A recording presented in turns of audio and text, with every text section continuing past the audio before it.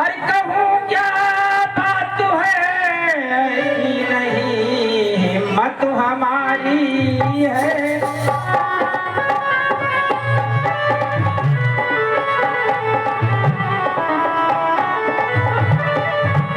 और कहूँ क्या बात है ऐसी नहीं हिम्मत हमारी है।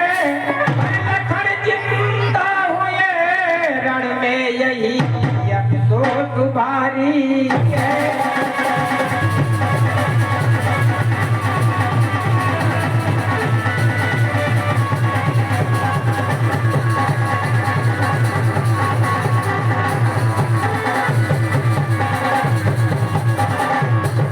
हे महाराज, मैं बात कहने की हिम्मत हमको पड़ नहीं रही है, लेकिन फिर भी कहता हूँ लखनलाल जो मर चुके थे वो जिंदा हो गए हैं महाराज।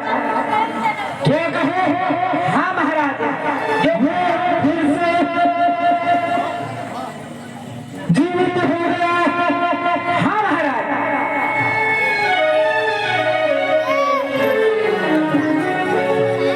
तो मुखिया आप ही बताएं कि हम इस बार किस ऐसे विशाल योद्धा को भेजे जिससे तपसी के छोकरे पे विजय निकाल सके। ठीक है महाराज, हमारी राय से आपके छोटे भ्राता कुंभकर्ण को पहले जगाया जाए और फिर उनसे ये समस्या अवगत कराई जाए महाराज।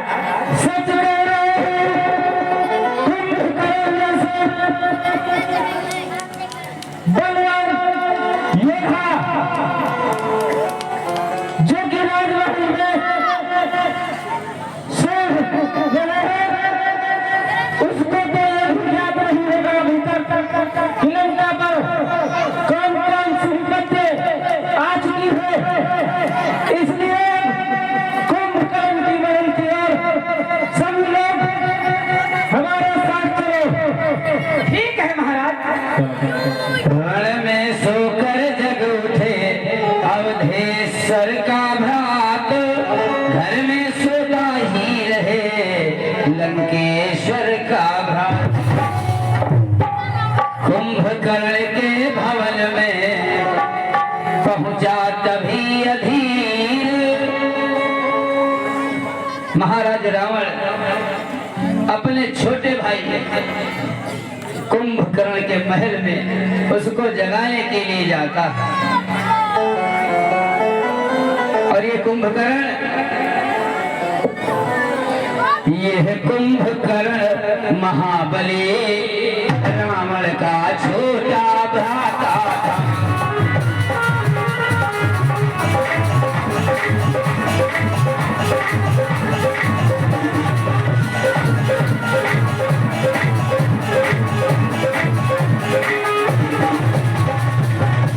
कुंभकर्ण रावण का छोटा भ्राता था, छोटा भाई था। और उसका काम क्या था? भोजन करना फिर सो जाना, भोजन करना फिर सो जाना, बस यही उसे सुहाता था।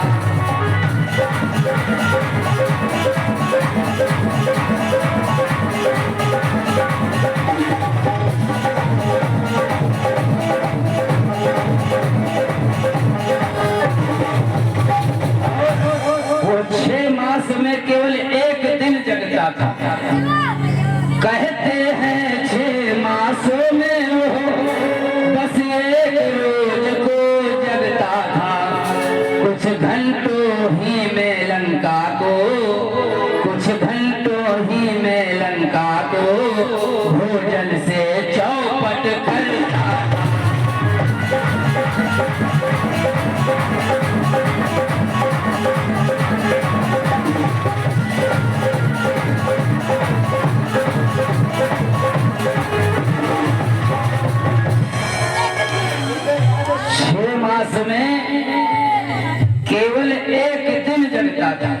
लेकिन एक दिन में पूरे अपने आप सफा चट कर जाता था। रावण उसी अपने भाई कुंभकर्ण को जगाने के लिए उसके महल में पहुंचता है।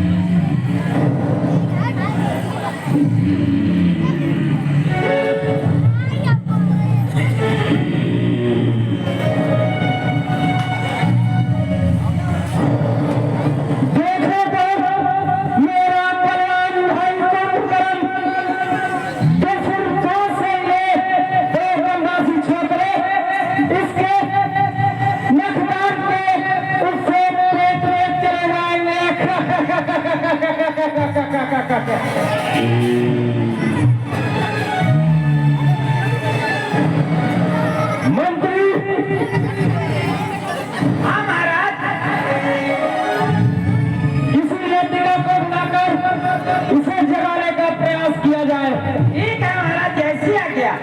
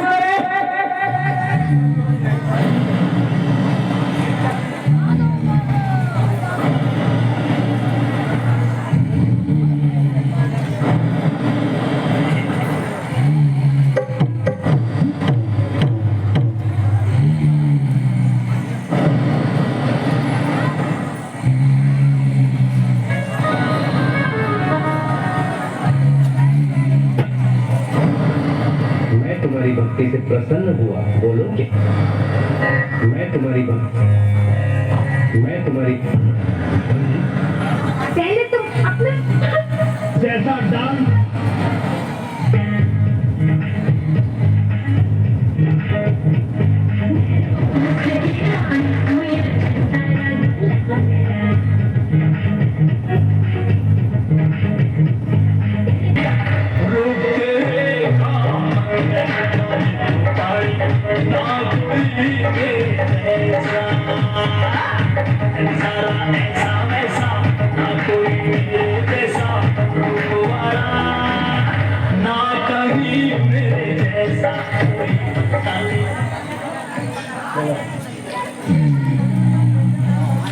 मंत्री, हाँ महाराज, के साथ भ्राता कुंभकर्ण को जगाया जाए। हाँ, आप जाइए, आपसे काम नहीं होगा।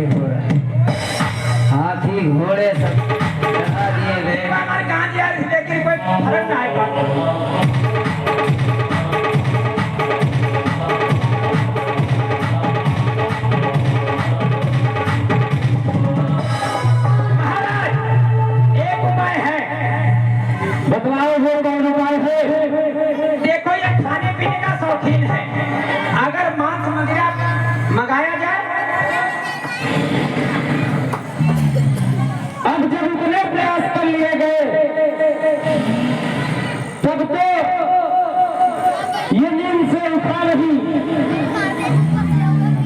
तो ये मदिरा और खाने की सुगंध से कहाँ उठ जाएगा। इसे रावण स्वयं अपने प्रकाशवंत द्वारा जगाएगा। ये भी बात सही है, आप ही कोशिश करें।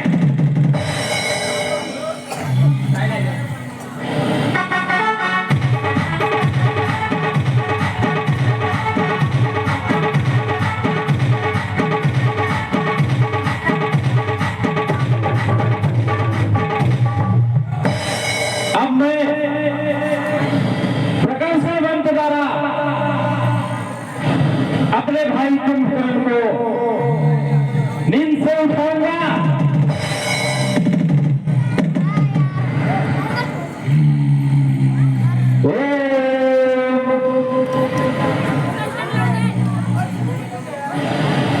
त्रिलोकी नमः।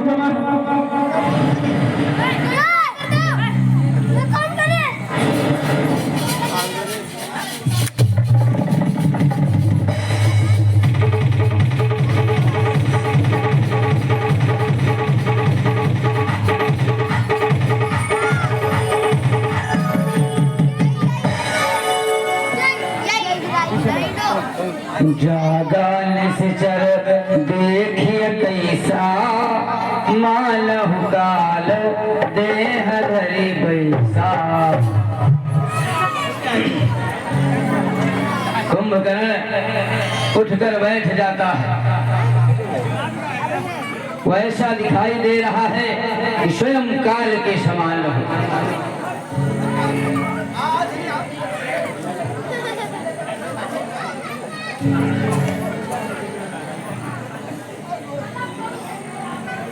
भ्राताश्री को कुंभकर्ण का प्रणाम नमस्कार हो।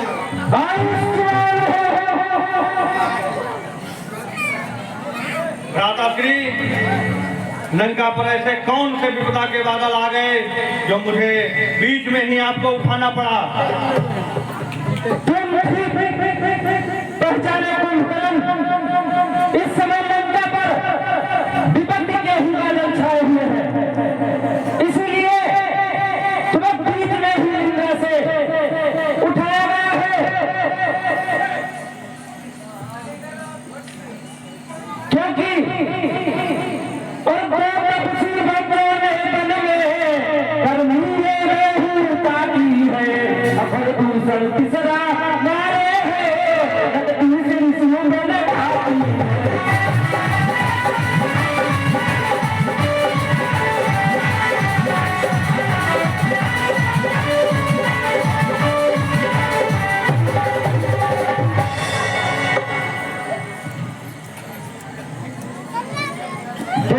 बच्चे कोई पंचवटी में आए हुए हैं, जिन्होंने बहन सूर्पनखा की नाक काट दी और कान काट लिए।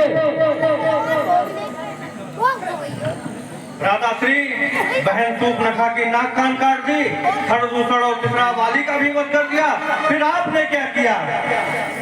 फिर हमने उस समय जो मुझे दिखाई पड़ा, समझ में आया, मैंने वो कार्य किया। मैं उनकी भार्या का हरण करके अशोक वाटिका में ले आया हूँ। क्या आप उनकी भार्या का हरण कर रहे? वाह बलवान, और नारी हटकर सिखलाते हैं मुझको ज्ञान। क्यों गई वहां की सूर्पनखा? क्या काम भला था जाने का? कोई तो कारण होगा ही उन बच्चों से नाक कटाने का। क्या कोई अपने ही राज्य में जो अपने राज्य का और सारे संपूर्ण का स्वामी हो, उसकी बहन क्या पंचवटी में टहलने और घूमने नहीं जा सकती? उसने उन बच्चे का क्या बिगाड़ा था? हमने तो जो कार्य किया है अपनी बहन की रक्षा के लिए और अपनी बहन का बदला लेने के लिए। ये कार्य मैंने पहले ही किया है।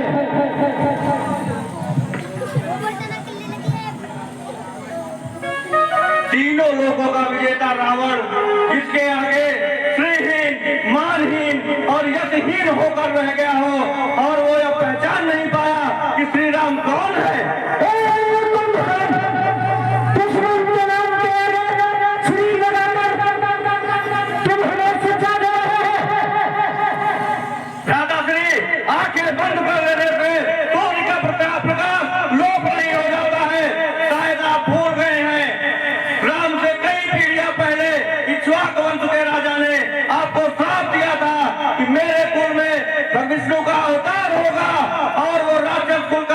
समूल नाश करेंगे।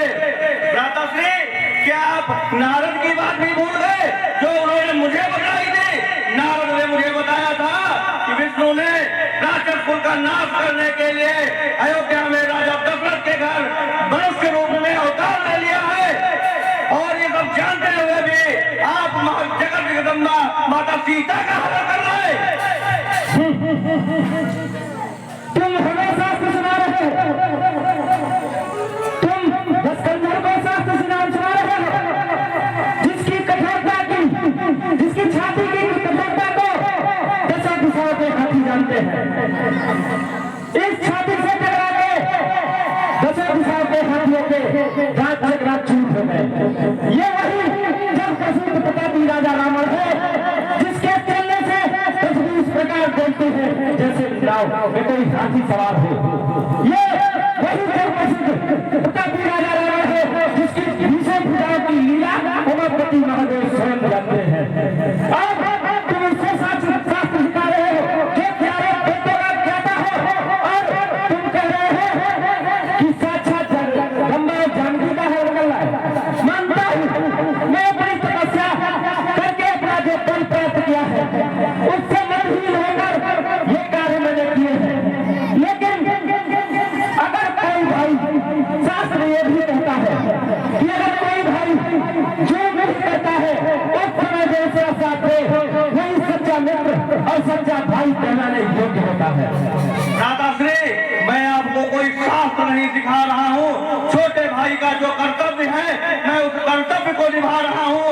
आपने जिस तरह मुझे बीच में उठाया, अगर आप पहले उठा लेते तो मैं आपको बताता प्रतिशोध कैसे लिया जाता है। अब इस समय अगर युद्ध के लिए यहाँ से नहीं जाना चाहते हैं तो कोई बात नहीं। रावण जिस स्थान से इस युद्ध को छेड़ेगा उसी स्थान से रहेगा और उसी स्थान से जिएगा और उसी स्थान से मरेगा। कल मिलेगी लेकिन भविष्य की चिंता नहीं करते, वर्तमान बीते हुए कल का शोक नहीं करते। भ्राताश्री, मुझे इस युद्ध में जाने से न तनिक भी संशय है, न मुझे कोई डर है। इस बेमतलब के झगड़े में लंका की सत्यानाशी है। भाई अब क्या गिनते, अपनी तो पूर्णवासी है। भैया, अगर छोटे भाई के होते हुए अगर बड़े भाई पर कष्ट आ जाए तो छोटे भाई का जीना धिक्कार है। रावण ने जो ही सुनी भ्राता की यह बात, खूब नसीली वस्तुएं दे दी उसी प्रभात।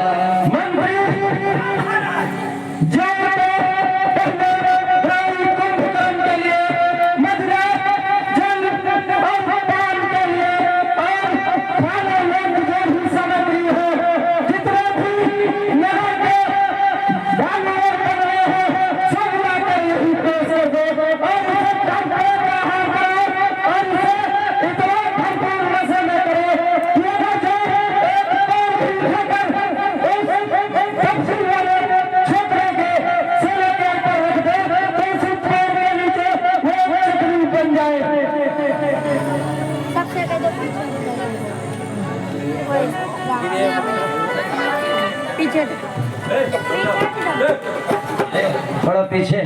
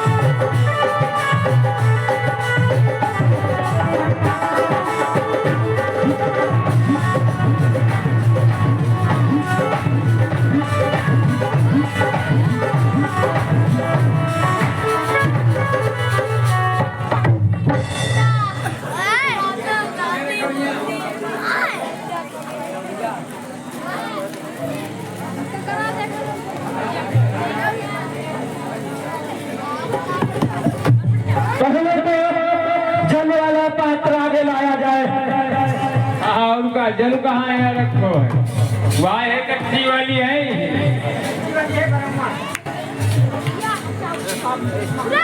माटी है कहाँ? लंका खाओ महिष मदिरा पाना, पेट दोष का यह है। हाँ हाँ हाँ, देखना भैया भैया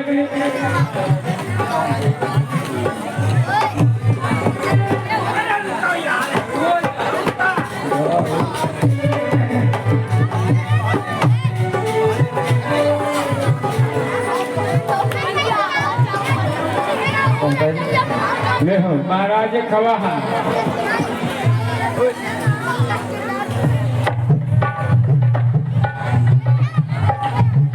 बस कराओ, कुछ खाए ले लो उसके बाद क्या है।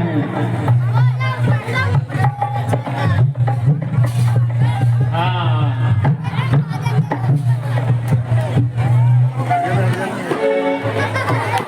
ये छिकला शांत बैठे रहो।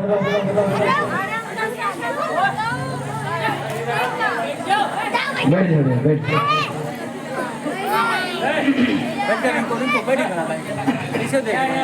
जाओ। बैठो बैठे स्टैंड बैठो। तुम तो भूल वैसे फेंक होंगे कोई कोई यही जाए कबड्डी ये भूल।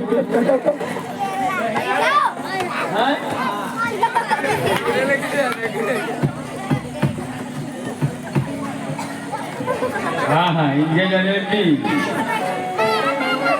जय महाराज।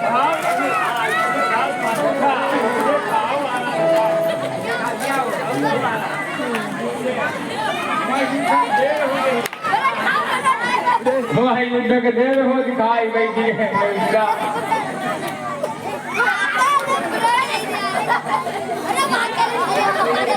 थोड़े बहुत गुस्सा जाते हैं, आधे बच्चे जगाए दिए गए।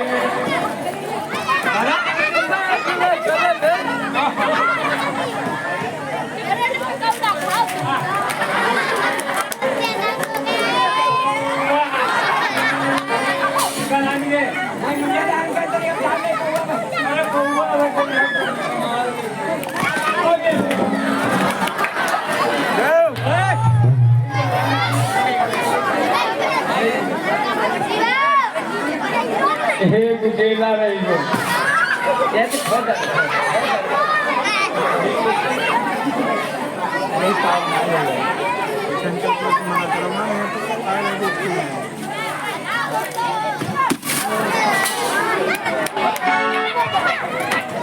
हर महिष खाई करी मदिरा पाना, गरजा बज्रा घाट समाना। दादा श्री मुझे इस युद्ध में जाने की आज्ञा दे। मैं आपको वचन देता हूँ कि आज मैं उन दो तपसी बच्चों के शीश गेंद की भांति लुढ़काता हुआ लंका के द्वार पर लाऊंगा, जिससे इस युद्ध में मारे गए जिनके सगे संबंधी हैं वो भी